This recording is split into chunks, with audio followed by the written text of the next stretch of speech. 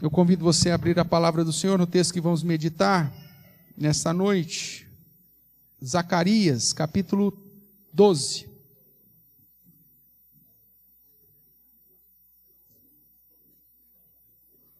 Na verdade, vamos trabalhar com os dois capítulos.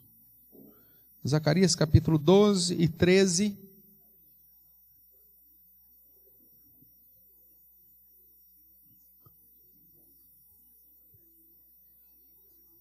Zacarias 12, todo o capítulo e mais o capítulo 13. Eu vou ler e convido os irmãos a acompanhar a leitura que farei desses versos. Zacarias, capítulo 12 em diante. Diz assim, portanto, a palavra do nosso Deus, mesmo assentados, mas de modo reverente, atentos à palavra do Senhor, façamos a leitura, ou acompanhe a leitura que farei. Diz assim, portanto, a palavra do nosso Deus. Sentença pronunciada pelo Senhor contra Israel. Fala o Senhor, o que estendeu o céu, fundou a terra, formou o espírito do homem dentro dele.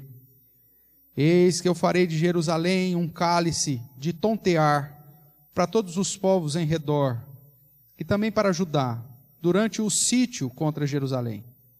Naquele dia, farei de Jerusalém uma pedra pesada para todos os povos. Todos os que erguerem se ferirão gravemente, e contra ela se ajuntarão todas as nações da terra. Naquele dia, diz o Senhor, ferirei de espanto a todos os cavalos, e de loucura os que os montam. Sobre a casa de Judá abrirei os olhos, e ferirei de cegueira a todos os cavalos dos povos. Então, os chefes de Judá pensarão assim: os habitantes de Jerusalém têm a força do Senhor dos exércitos, seu Deus. Naquele dia, porei os chefes de Judá como um braseiro ardente debaixo da lenha, e como uma tocha entre a palha.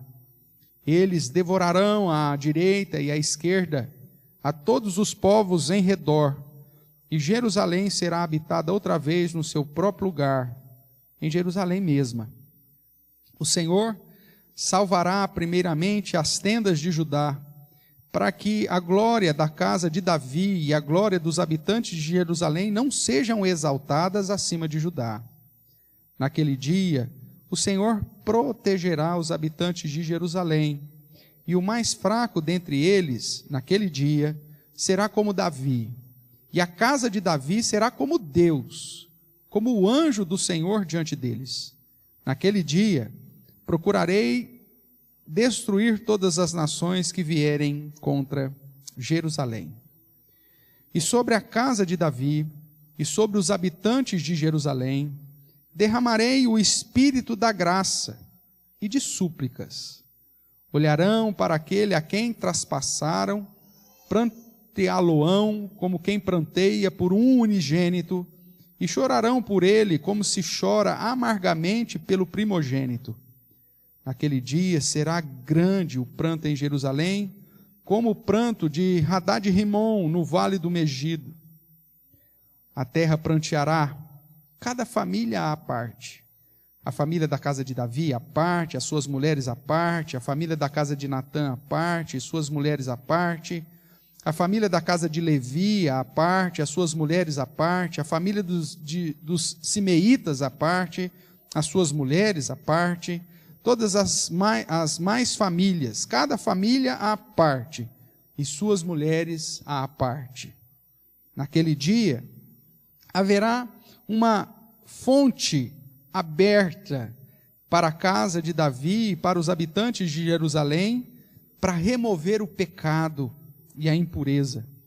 Acontecerá naquele dia, diz o Senhor dos exércitos, que eliminarei da terra os nomes dos ídolos, e deles não haverá mais memória. E também removerei da terra os profetas e o espírito imundo. Quando alguém ainda profetizar, seu pai e sua mãe que o geraram lhe dirão: não viverás, porque tens falado mentiras em nome do Senhor. Seu pai e sua mãe que o geraram o transpassarão quando profetizar. Naquele dia, se sentirão envergonhados os profetas, cada um da sua visão quando profetiza. Nem mais se vestirão de manto de pelos para enganarem. Cada um, porém, dirá: não sou profeta, sou lavrador da terra, porque fui comprado desde a minha mocidade. E se alguém lhes disser: que feridas são essas nas tuas mãos? Responderá ele: são as feridas com que fui ferido na casa dos meus amigos. Desperta, ó espada, contra o meu pastor e contra o homem que é o meu companheiro, diz o Senhor dos exércitos. Fere o pastor e as ovelhas ficarão dispersas, mas volverei a mão para os pequeninos. Em toda a terra, diz o Senhor, 2/3 delas serão eliminados e perecerão, mas a terceira parte restará nela. Farei passar a terceira parte pelo fogo, e a purificarei como se purifica a prata, e a provarei como se prova o ouro. Ela invocará o meu nome, e eu a ouvirei. Direi: é meu povo. E ela dirá: o Senhor é o meu Deus. Vamos orar mais uma vez, irmãos? Ó Pai querido, nós bendizemos ao Senhor pela leitura da Tua palavra e pelo cumprimento das Tuas promessas, pois sabemos que o Senhor é Deus soberano sobre tudo e sobre todos. Pedimos agora, Deus, que diante da leitura que fizemos, o Teu Santo Espírito nos conduza ao entendimento, nos iluminando e edificando-nos segundo a Tua bondade. Sabemos, ó Deus, que somente pela ação do Teu Santo Espírito chegamos ao pleno conhecimento da Tua palavra. E através da ação do mesmo Espírito, ó Deus, é que desfrutamos da aplicação dessa palavra em nossa vida e da inclinação do nosso coração para fazermos a Tua vontade. Portanto, nos ajude, ó Deus, e use-me, apesar de mim mesmo, para o meu próprio bem, para o bem dos meus irmãos, das minhas irmãs, e para a glória do Teu nome. É o que nós clamamos, no nome santo, poderoso de Jesus Cristo. Amém. Amém, irmãos? Irmãos, como Zacarias nós já vimos, a leitura sempre é um tanto difícil, truncada, porque ele usa de algumas características do Antigo Testamento que nem sempre nós estamos bem adaptados. Mas à medida que nós estudamos já esses 11 primeiros capítulos de Zacarias, essas profecias ou essas situações foram desnudadas e a partir desse momento a gente consegue já compreender um pouco mais dessa palavra do Senhor que tinha como objetivo trazer o povo para perto de si. E consequentemente conduzir esse povo a agir de conformidade com a própria vontade de Deus para preparar tudo que tinha que ser preparado para a chegada do Messias. Esse era o objetivo.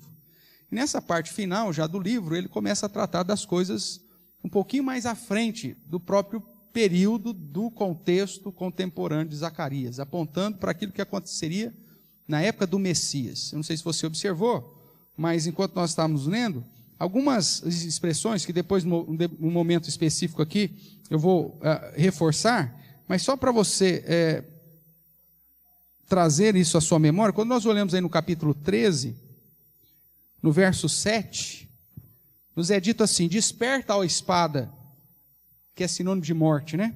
Contra o meu pastor e contra o homem que é meu companheiro, diz o Senhor dos exércitos. E aí tem uma expressão que provavelmente vai te remeter a uma passagem específica do Novo Testamento, que é: fere o pastor e as ovelhas ficarão dispersas. Quem falou isso? Durante o ministério terreno de Jesus. O próprio Cristo, preparando os seus discípulos para o fato de que ele seria morto.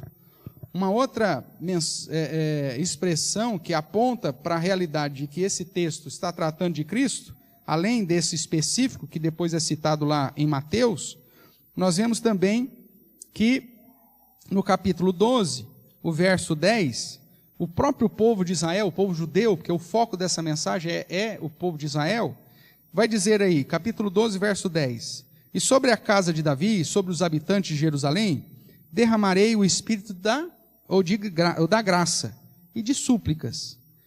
Olharão, presta atenção agora, para aquele a quem traspassaram. Essa expressão, traspassaram, aponta diretamente para o Messias. E o que vai acontecer? Eles vão olhar para aqueles a quem transpassaram, então aponta para uma realidade após a morte de Cristo, depois do sacrifício de Cristo, e depois que eles olharam e observaram e viram aquilo que eles fizeram com o Messias, isso vai gerar uma transformação na vida deles. Veja aí o verso. Pranteá-lo-ão como a quem pranteia por um. Essa expressão também aponta para o próprio Cristo, né? O unigênito Filho de Deus. E chorarão como se chora amargamente pelo primogênito, que também aponta para uma expressão relacionada ao Messias. Então veja, naquele dia, diz o Senhor, né? Jerusalém chorará por conta daquilo que o próprio povo de Israel fez com o Messias. E aí ele cita um momento histórico, como o pranto de Hadad-Rimon, que provavelmente refere-se ao pranto de Israel, ou do povo de Judá, sobre Josias, né? Sobre a morte do rei, que moveu o povo a uma reforma religiosa como nunca havia acontecido.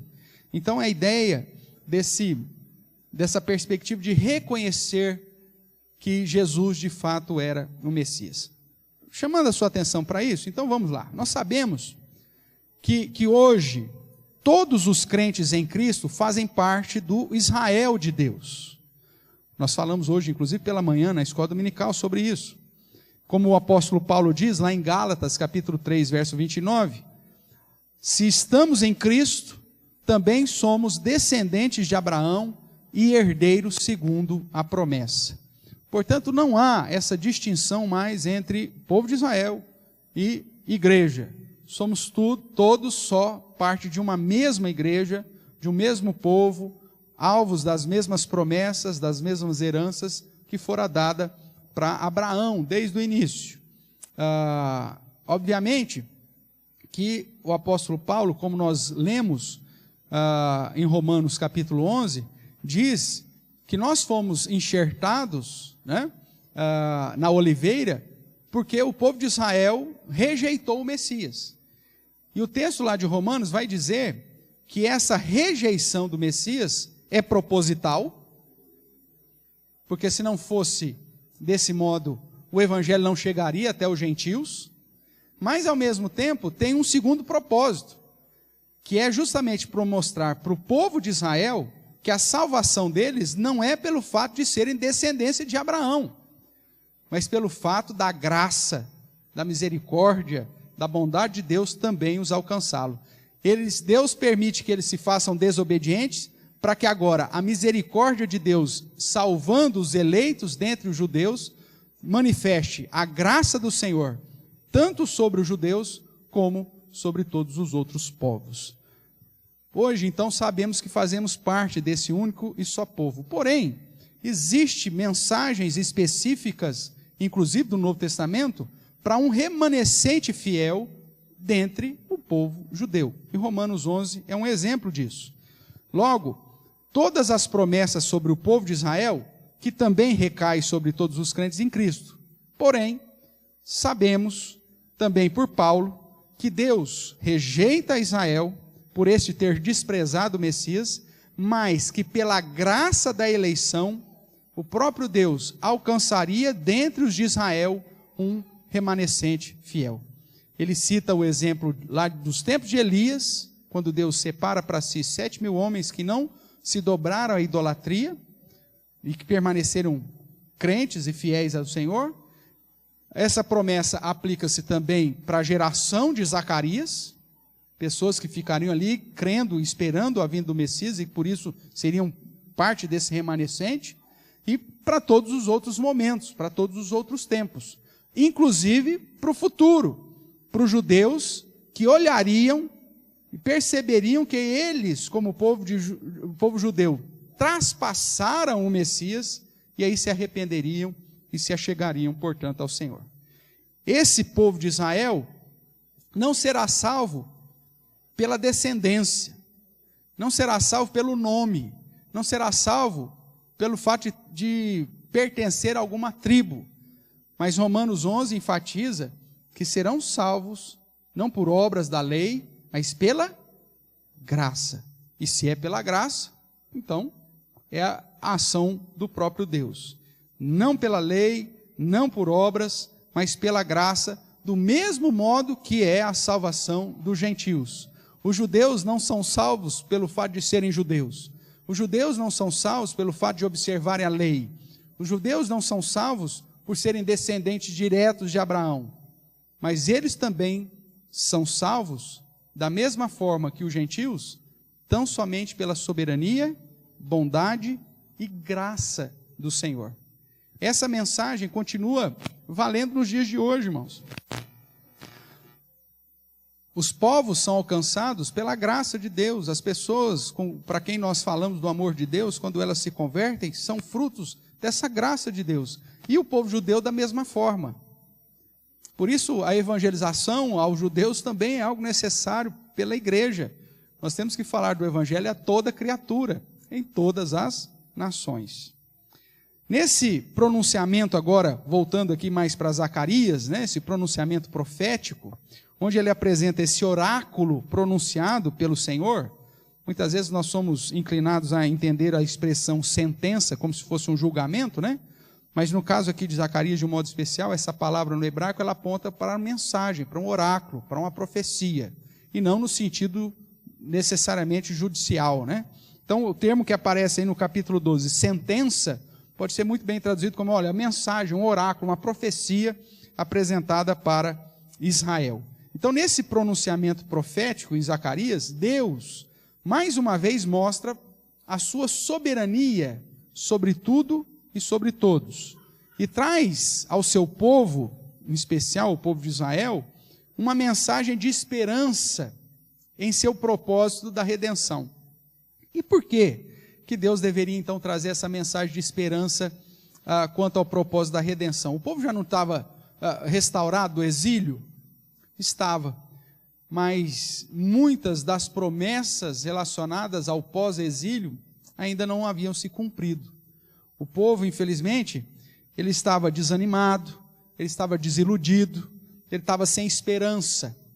As promessas pós-exílio pareciam demoradas, mas como sabemos, o templo precisava ser reconstruído para que o Messias chegasse.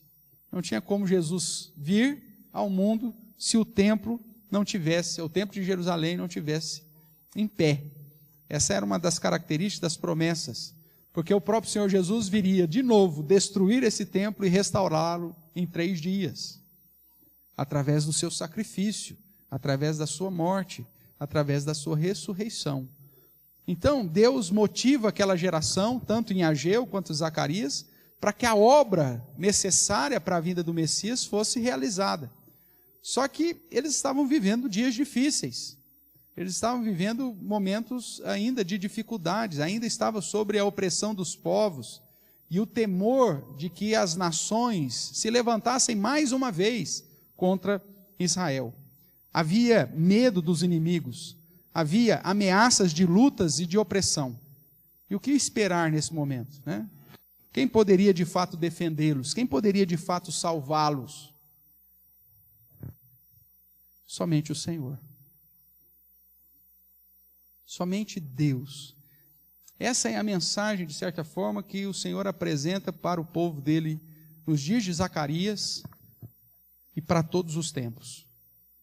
Irmãos, a igreja ou o povo de Israel sempre vai ser alvo de ameaças, de perseguições, de tribulações, de lutas, de opressão.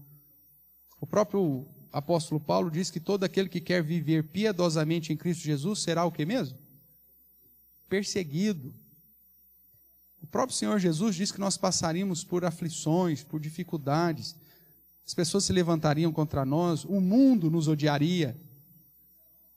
Essa realidade serve tanto para o povo de Israel, especificamente, mas também para nós, como igreja. E a pergunta é, quem que vai nos defender? Quem pode?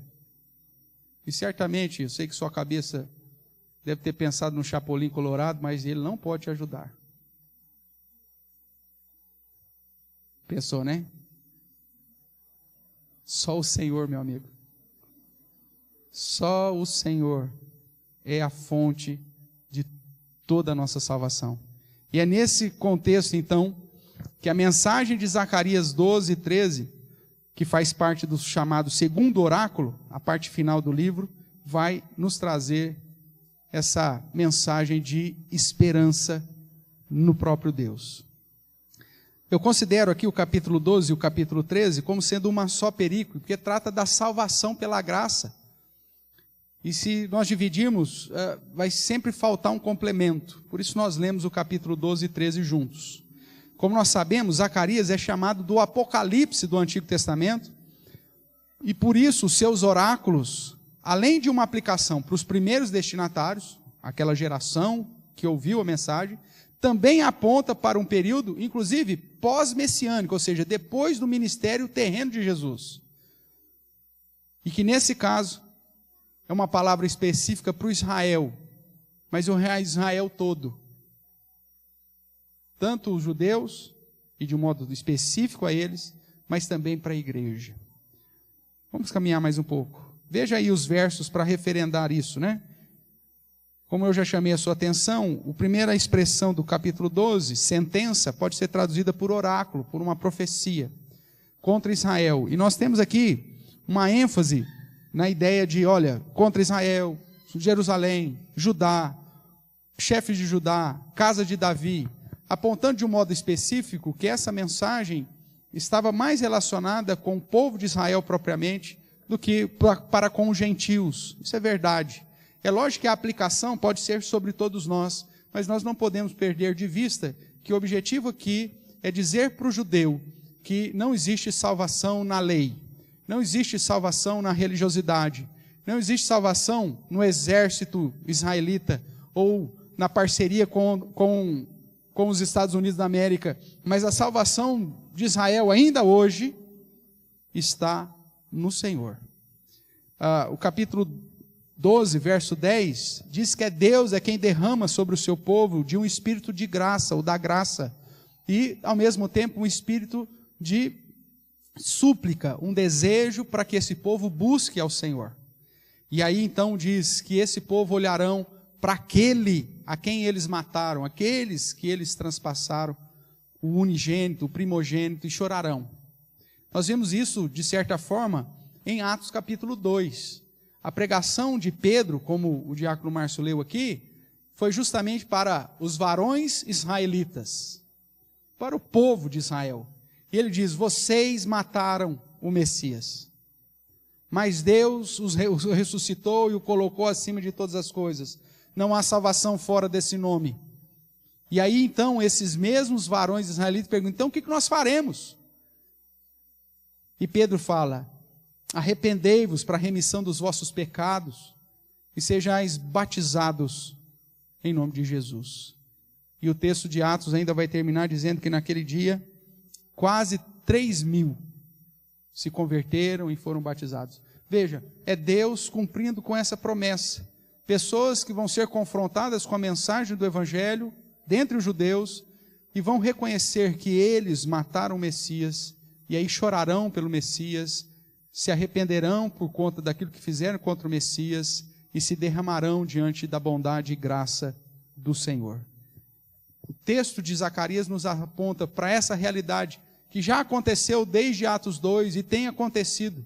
Louvado seja o nome do Senhor, porque hoje não somente os gentios se convertem mediante a mensagem da graça de Deus, mas também dentre os judeus, sempre o Senhor separa remanescentes fiéis para se prostrarem diante de Jesus como Messias. Ainda olhando para o texto aqui de Zacarias, no capítulo 13, nós vemos uma repetição sobre a ideia, naquele dia, ou no dia que o Senhor preparou, a ideia de que todas as coisas estão debaixo dessa ordenança. Tudo segue esse calendário que Deus estabeleceu, irmãos. Todas as coisas, até mesmo a conversão do seu povo, está debaixo da programação, do calendário que Deus estabeleceu. Tudo está debaixo da soberania do Senhor. Ninguém se converte antes nem depois. Ninguém é alcançado antes ou depois. Nenhuma situação sobre a salvação acontece antes ou depois, mas sempre no dia que o Senhor prepara. Mesmo que essas expressões apontem para o dia final, ou mesmo que essas expressões apontem ainda para a consumação de todas as coisas, serve de exemplo para nos dizer, olha, Deus controla o calendário. E todas as coisas vão acontecer segundo a sua vontade, até mesmo a conversão dos seus. O verso 7 do capítulo 13, que eu já chamei a sua atenção, diz, fere-se o pastor e as ovelhas serão dispersas. E a palavra diz, mas eu volverei a mão para os pequeninos. Se você observar, marque aqui Zacarias capítulo 12 e vá comigo para Mateus capítulo 26, onde você vai ver o próprio Cristo usando dessa profecia para aplicar sobre os seus discípulos. Mateus capítulo 26, o verso de número 31, diz assim, então Jesus lhes disse, esta noite todos vós vos escandalizareis comigo, porque está escrito, ferirei o pastor, e as ovelhas do rebanho ficarão dispersas. Mas, depois da minha ressurreição, irei adiante de vós para Galileia. Veja, o próprio Senhor Jesus usa a expressão de Zacarias para dizer que aquela profecia de Zacarias estava sendo aplicada sobre ele e que ele, então, seria a fonte da salvação do seu povo. Não a lei, não o Antigo Testamento, não a religiosidade, mas o próprio Cristo. Nesse contexto, então, irmãos, voltando aqui para Zacarias, nós vemos que o Senhor promete que um remanescente seria purificado dentro do seu povo. Olhe comigo mais uma vez, Zacarias 13, verso 8. O verso 8 diz, em toda a terra, diz o Senhor. Essa terra de Israel, esse é o foco aqui, o contexto. Em toda a terra, diz o Senhor, 2/3 delas serão eliminados e perecerão. Deus rejeitou 2/3 dos seus. Porém, a terceira parte restará nela. Então veja, verso 8, em toda a terra, diz o Senhor, 2/3 delas serão eliminados e perecerão, mas a terceira parte, 1/3, restará nela. Verso 9, farei passar essa terceira parte pelo fogo, e a purificarei como se purifica a prata, e a provarei como se prova o ouro. E ela invocará o meu nome, e eu a ouvirei. Direi, é meu povo. E essa terceira parte dirá, o Senhor é o meu Deus. Veja, Deus separando sempre na história do povo de Israel um remanescente fiel, purificado pela sua própria ação, para ser de fato o seu Senhor e esse povo ser também contado entre as suas ovelhas. Portanto, irmãos, dentro desse contexto, onde Deus se apresenta como Salvador, eu quero chamar a sua atenção sobre o tema, Deus, a fonte salvadora para o povo de Israel. E nós poderíamos até ampliar isso, né? Deus, a fonte salvadora para o seu povo. Mas como a mensagem trata desse remanescente do povo de Israel, eu quero ser um pouquinho mais incisivo aqui, e trazer o nosso tema sobre a salvação, ou essa fonte salvadora para o povo de Israel. Vamos lá, por que Deus é a fonte salvadora para o povo de Israel? No capítulo 12, nós vemos que Deus é a fonte salvadora de proteção, e Deus é fonte não só de proteção, mas de força contra os inimigos de Israel. Irmãos, historicamente pensando, você que conhece um pouco da história do povo de Israel, apesar da maioria deles, nós vimos, né? 2/3 não estarem contados entre aqueles que serão alcançados pela graça do Senhor. É lógico que isso não é literal, mas aponta para que a grande maioria, de fato, vai permanecer aí na soberba da genealogia e das tradições, e não na crença do Messias. Mas apesar de tudo isso, você conhece um pouquinho da história e sabe aquilo que já aconteceu historicamente com o povo de Israel? Irmãos, é impossível que uma nação tão pequenininha como Israel tenha prevalecido a tantas investidas das nações. Eu não sei quanto a você, mas eu fico deslumbrado com essa situação. Talvez, após a restauração do Estado de Israel, que é fruto dessa ação soberana de Deus sobre eles, você vê, historicamente, a chamada Guerra dos 6 Dias. Eu não sei se você já estudou isso na escola, ou se você viveu nessa época, porque não faz tanto tempo assim.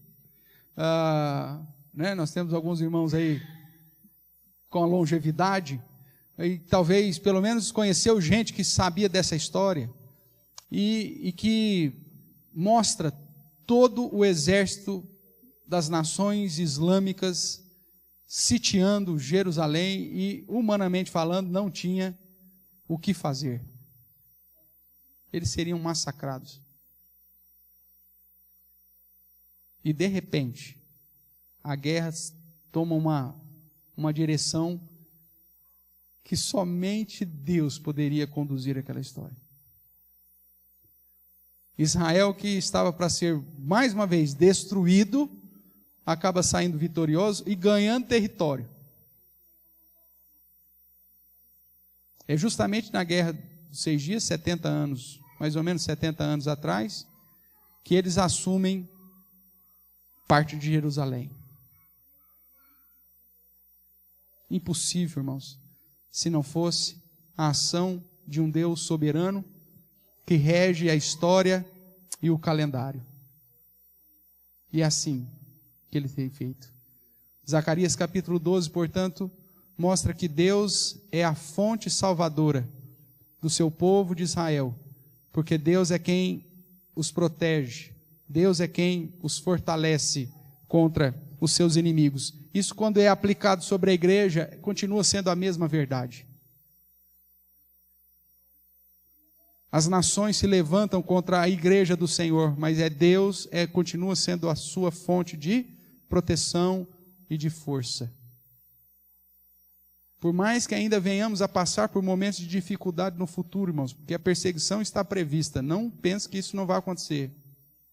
Mas nunca se esqueça que, apesar dessa perseguição, Deus continua sendo a fonte salvadora do seu povo.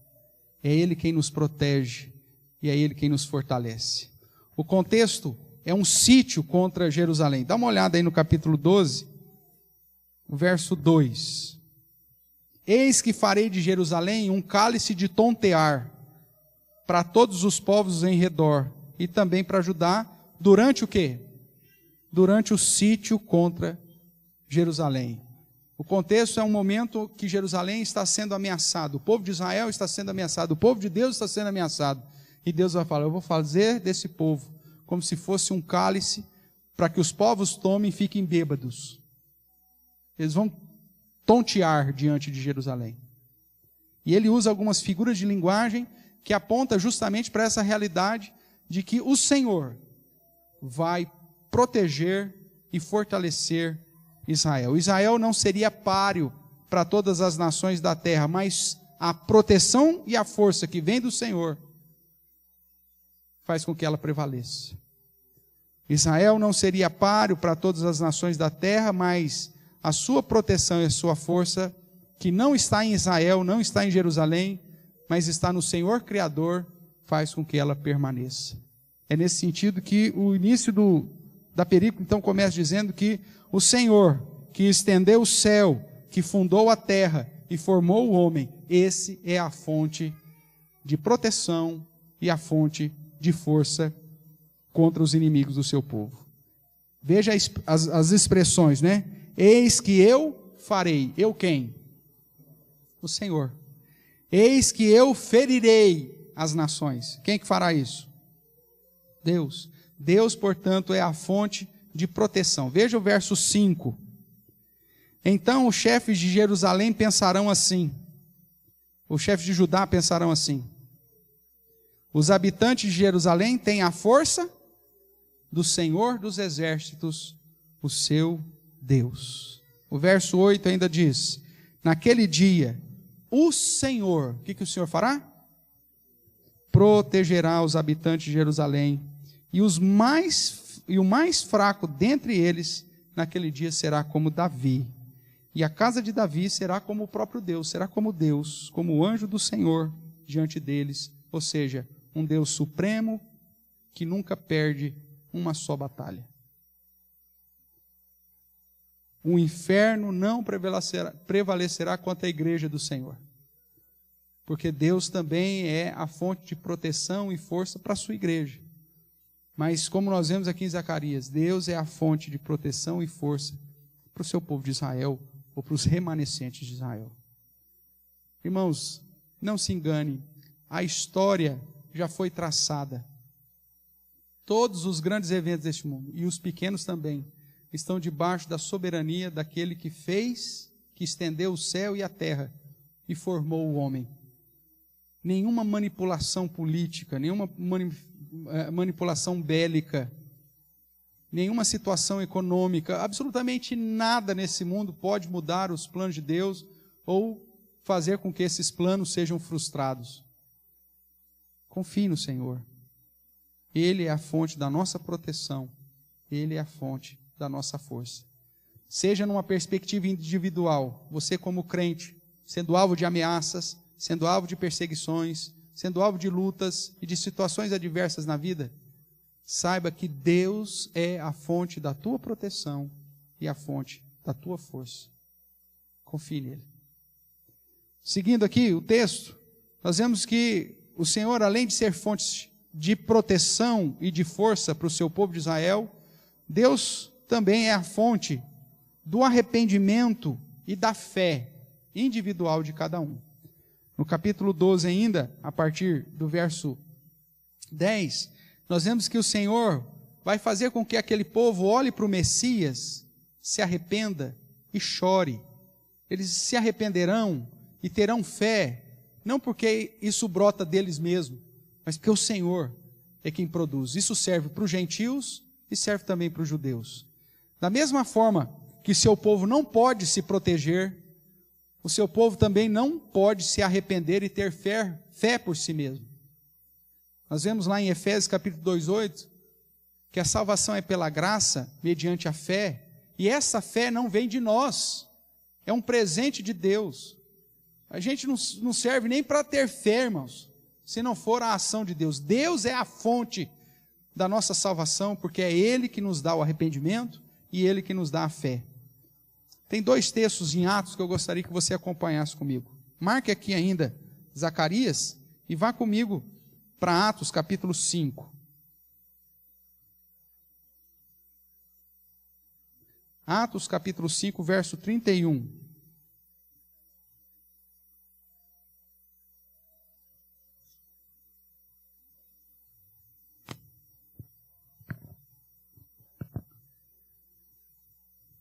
Depois da prisão dos apóstolos e da proibição dos judeus para que eles pregassem o evangelho, eles assumem esse compromisso de que deveriam obedecer mais a Deus do que ao sinédrio, do que a esse tribunal eclesiástico.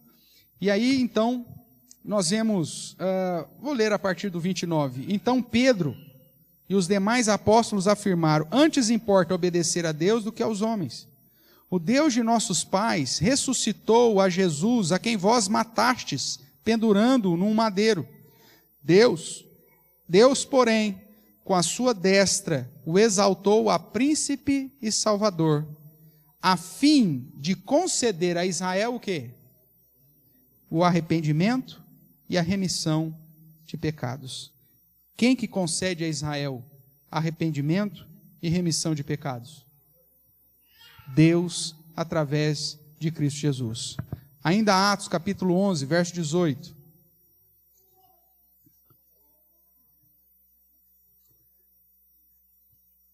Aqui nós temos mais uma vez Pedro falando a respeito da experiência que ele teve com a conversão de Cornélio e de toda a sua família. Cornélio era italiano, né? Era romano, e é a primeira família não judaica, vamos assim dizer, se converter num contexto gentílico. E aí então ele vai prestar esclarecimento aos demais judeus, e aí Pedro vai provar, por A mais B, por que aquele povo foi batizado e por que eles foram recebidos na igreja. E aí o verso 18 nos diz: e ouvindo eles essas coisas, apaziguaram-se, ou seja, os judeus já convertidos, quando ouviram que Pedro tinha ido na casa de um gentil e tinha falado, pregado o evangelho e que o Espírito Santo havia caído sobre o gentil, esses judeus se apaziguaram e glorificaram a Deus dizendo, presta atenção no que eles disseram, logo também aos gentios foi por Deus concedido o quê? Quem que concede arrependimento para a vida, irmãos? É Deus. Na verdade, Deus é a fonte de arrependimento e da fé individual a respeito do Messias. O povo que não tinha poder para se proteger também não tem nenhuma habilidade para se arrepender e muito menos para crer. Deus é a fonte salvadora. Deus é a fonte de arrependimento, Deus é a fonte de fé. Deus promete conceder arrependimento e fé para os seus. Nós vimos Paulo, nós lemos aqui, lá em Romanos, capítulo 11, que Deus estaria alcançando os seus por graça, por misericórdia. Não porque o judeu tem algo melhor, mas porque Deus permitiria que eles seriam entregues à desobediência, para que agora, uma vez desobedientes e inimigos de Deus, fossem alcançados, como todos os outros, por graça, por misericórdia. Porque Deus é quem concede arrependimento e fé. Voltando aqui para Zacarias, no capítulo 12, do verso 10 em diante, nós vemos que Deus vai derramar, né? Do seu cuidado. Veja aí o verso 10. E sobre a casa de Davi e sobre os habitantes de Jerusalém, derramarei o Espírito da graça. E ao mesmo tempo o Espírito da súplica. Irmãos, Deus é a fonte até mesmo do desejo de você orar. Se Deus não agir no seu coração para te dar um espírito de súplica, você não consegue nem mesmo buscar o Senhor como deveria. É Ele que derrama o seu espírito da graça, é Ele que derrama o seu espírito de súplica. Por isso que a nossa oração é assim, Senhor, tem misericórdia de mim e age em mim, Pai. Não me deixe seguir a inclinação do meu próprio coração. Não retires a tua mão da minha vida, mas mantenha, haja, complete a boa obra que começou meu coração. Faça eu querer estar na tua presença. Porque se Deus não agir, irmãos, a tendência do nosso coração é se esfriar cada vez mais. E é isso que ele diz para o seu povo de Israel e diz para nós. Eu sou a fonte do arrependimento, eu sou a fonte da fé. É Deus quem opera em nós tanto o querer, quanto o realizar. Pastor, então nós não temos responsabilidade? É claro que temos. Cumpre a você correr atrás, a buscar, a desejar. Mas saiba que isso não está dentro de você, é a ação do próprio Deus. Depois do chamado, depois da conversão, nós sabemos que até a conversão é uma ação monergista de Deus, mas depois você precisa cumprir a sua responsabilidade de buscar o Senhor. Mas saiba que o realizar dessa busca e a aplicação final dessa busca também é a ação de Deus nessa sinergia. A palavra do Senhor diz para nós, sede santos, porque eu sou santo. E no mesmo período ele diz, eu sou o Senhor que vos santifico. Pesa a nós buscarmos essa santificação, mas sabemos que por nós mesmos não alcançaremos. É Deus quem age em nós e por nós. Ele é a fonte de arrependimento e fé. Deus derramaria então do seu Espírito da graça e de súplica. E eles então olhariam para o Messias, para aqueles que eles mataram, para aqueles que eles traspassaram, para aqueles que eles enviaram para o madeira, e pranteá-lo-ão, chorarão, se arrependerão. E aí nós vemos uma sequência de chamado de atenção para simplesmente reforçar a ideia de que isso seria realizado em cada indivíduo que Deus separou para si. E ele vai então a partir do verso 12 dizer, a terra pranteará cada família à parte. E aí ele vai reforçando essa ideia. A casa de Davi vai ser a parte, e as suas mulheres também. A família de Enatã, a parte, as suas mulheres também. A família dos Simeitas, a parte, e as suas mulheres também. E cada família, a parte, e as suas mulheres também. Para apontar que essa ação salvadora de Deus é uma ação individual. Pois Ele é quem dá arrependimento e fé para cada um daqueles que Ele mesmo separou para si. Irmãos, Deus olha para Israel e diz: Israel, você precisa se arrepender, você precisa ter fé, mas eu sou aquele que derrama sobre você o Espírito da graça e da súplica. Deus é a fonte de arrependimento e Deus é a fonte da verdadeira fé ou da fé salvadora. Isso nos conduz, irmãos, a nos prostrar cada vez mais diante desse Senhor. Se você está aqui essa noite, é porque a graça do Senhor já te alcançou. Se você entende que Jesus Cristo é o seu único suficiente Senhor e Salvador, é porque a própria ação de Deus já trabalhou no seu coração. Você não fez isso porque você é melhor do que os outros, você não fez isso porque você é bom, você não fez isso porque você supre a vontade de Deus, mas tudo isso é ação de Deus. Então agradeça a Deus, porque Ele, apesar de nós mesmos, tem nos abençoado, tem derramado arrependimento no nosso coração, tem derramado fé. E é assim que Ele faz também com o seu povo de Israel. O choro, a contrição, aqui apontam para isso, para o arrependimento e para a fé. Mas um arrependimento e fé que não nasce do coração do próprio homem, mas vem de Deus. E o terceiro ponto que eu gostaria de compartilhar com os irmãos, que Deus não é apenas a fonte de proteção e força para o seu povo. Deus também não é apenas a fonte de arrependimento e fé individual, mas Deus é a fonte de perdão e de purificação da idolatria. Veja a sequência aí no capítulo 13.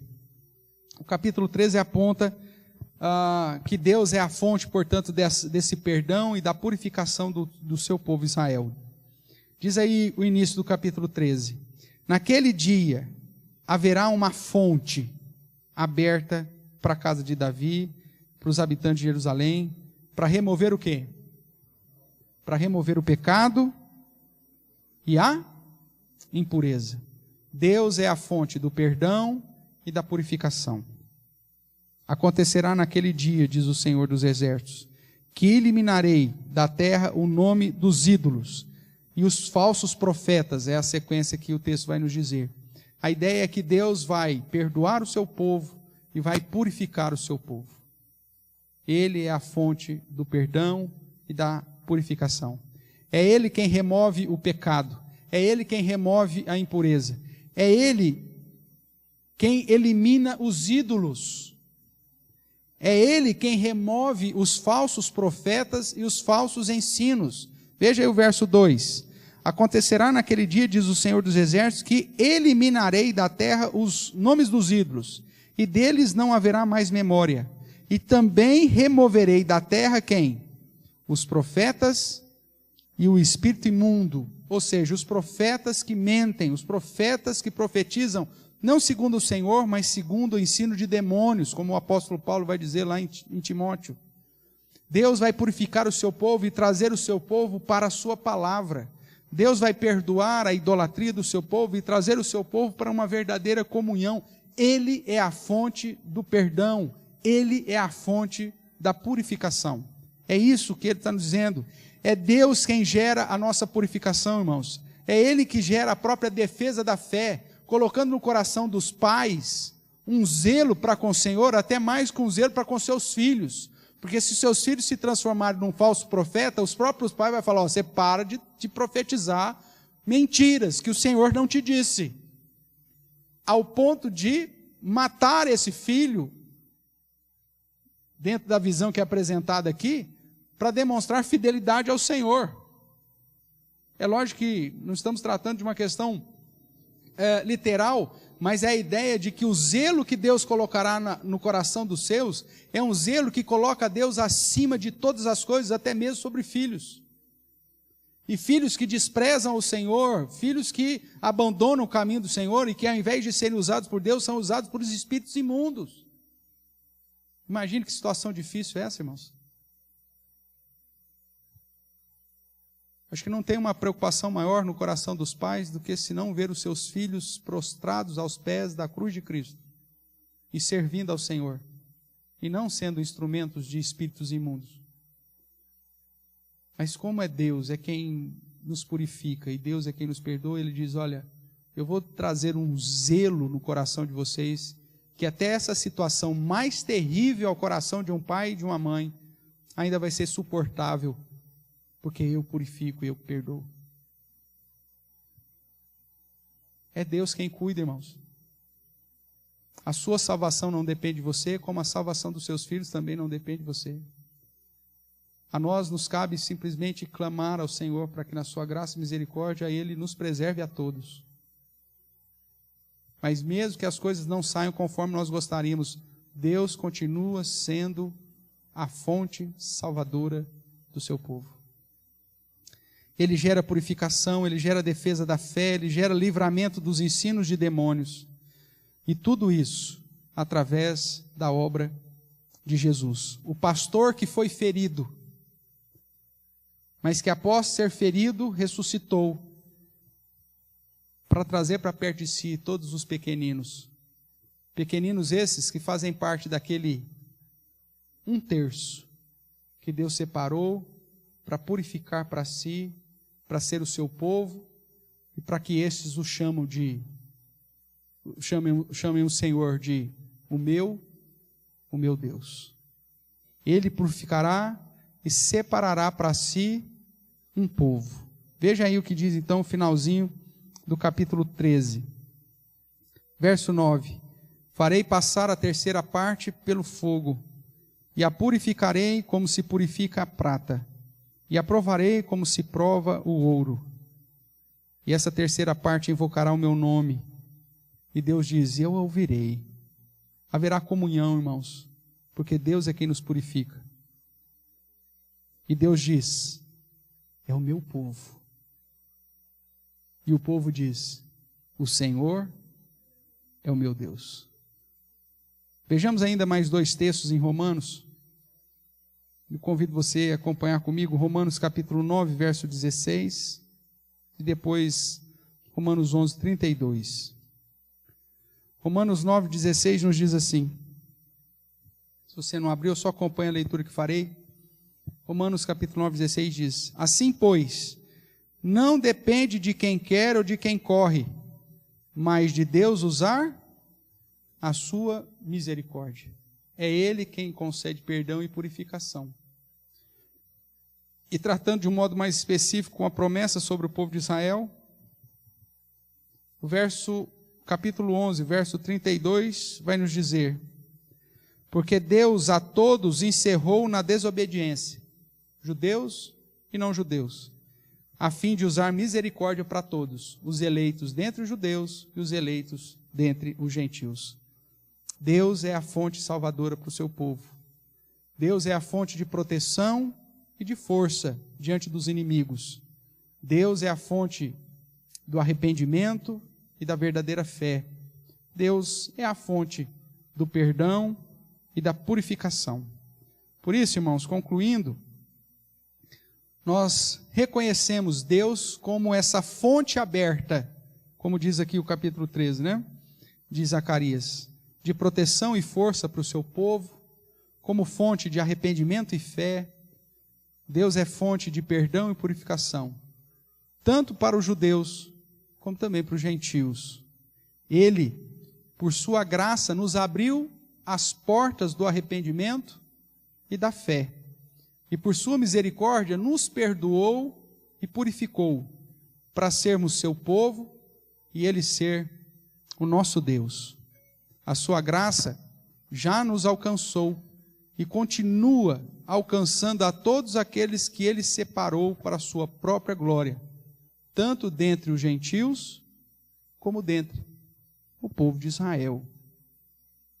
Ele, através desse pronunciamento profético de Zacarias, nos faz lembrar que é Ele, o Senhor dos exércitos, quem está no controle de tudo, até mesmo da salvação dos seus, protegendo e fortalecendo, dando arrependimento e fé, perdoando e purificando para si um povo.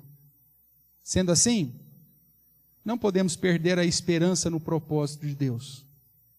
Certos da sua proteção, da sua ação e purificação, sirvamos ao Senhor nosso Deus, invocando o seu nome e sabendo que Ele nos ouvirá e que completará a boa obra que começou em nós e naqueles que ainda serão chamados. Não desiste de Deus. Não deixe de confiar nele. Por mais que as desilusões, dificuldades, ameaças se levantem, Ele continua sendo a fonte salvadora do seu povo. Que Deus assim nos abençoe. Amém.